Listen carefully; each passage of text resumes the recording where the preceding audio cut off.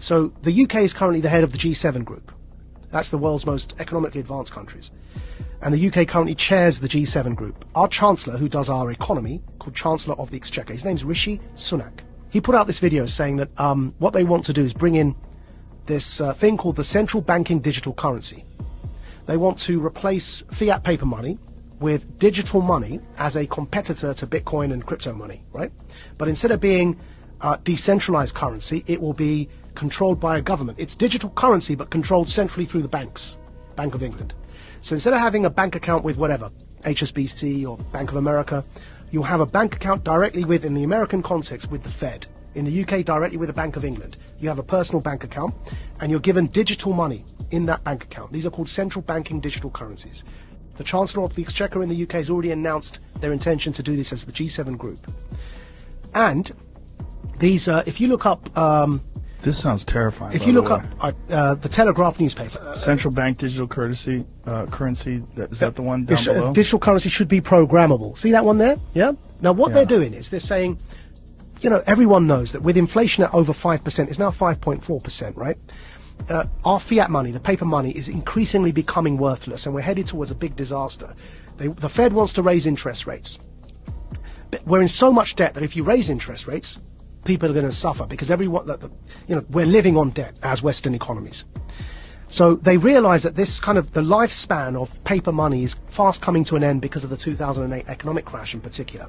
So they're bringing in these central banking digital currencies. Why is that word programmable in there?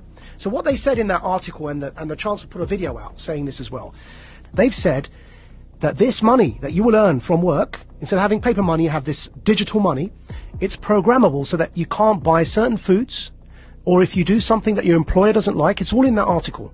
You won't be able to spend your money. In other words, it's not money. They're vouchers. They're like food vouchers.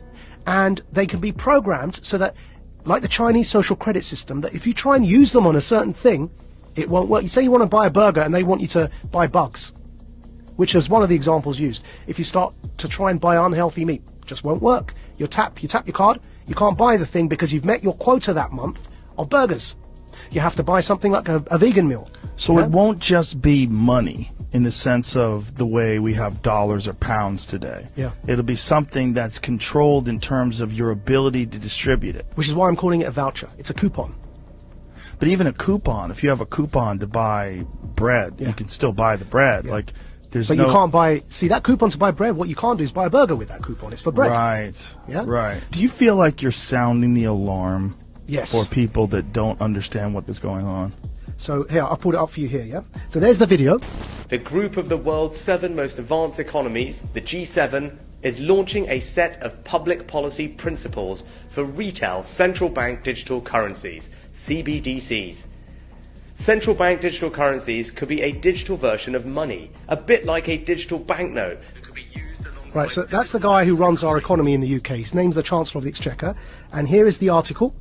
Bank of England tells ministers to intervene on digital currency programming, yeah? And here's a quote from the article. Digital cash could be programmed to ensure it is only spent on essentials or goods which an employer or government deems to be sensible. Holy shit. I'm going to take it one step further for you, Joe, right? So the checkpoint Charlie exists everywhere. They bring in digital banking, central banking digital currencies. You've got a scenario now that you're checking in and out everywhere you go using vouchers that are programmed, and you can only spend where you're told you can spend them. There's another word for that, man. That's called the Chinese social credit system. So what they are telling us, and when I say they, who's they? People in power. That's the head of our economy, the Chancellor of the Exchequer, second most powerful person other than the Prime Minister and maybe the Foreign Secretary in the UK, right? He's telling us, I just played it there for you, he's telling us that's what he, as the UK, the head of the G7, want to bring in for the G7. And if I'm speaking to you the way I'm speaking now, and my employer or government, you heard that in the quote directly, yeah, deems me as saying or doing something inappropriate, suddenly I can't actually pay to come here and speak to you anymore. My digital currency won't even pay for the ticket, because it will be known that I'm coming to speak to you. Sorry, your vouchers don't allow you to purchase that ticket to go and speak to Joe. And this is where we get into the kind of censorship that we see in social media that is not... You can't have that kind of censorship with the First Amendment in normal discourse. But you can have that kind of censorship if you've developed a digital platform that distributes information, but it's a private company. Yeah.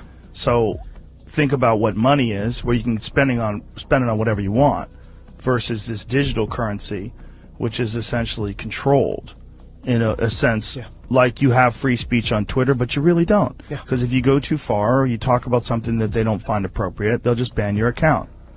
That could be what we're looking at in terms of what we think of as free speech being social media platforms, could be what we think of as your free range ability to buy whatever you want with whatever money that you've earned. So what's going on here, right? What's going on here is, with this central banking digital currency, if you get to that situation where you end up with the Chinese social credit system in the West, why would anyone want to do that, right? I believe we're in a moment of the Gutenberg press. Go back to when the printing press was invented. Technology disrupts power structures. It always has. Printing and its invention was a new technology. What happened when they invented the printing press? The power structures who up until that point were reading the Bible for you and were telling you that you've got to pay this priest X amount of favors and he'll forgive you your sins. And that became a bribery system, right? Which is what Martin Luther was so upset about when he pinned his thesis to the wall. The printing press disrupted that power dynamic because people could read the Bible for themselves. And they began realizing that the power structures were manipulating what was written to control people. Now, nobody in hindsight is going to argue that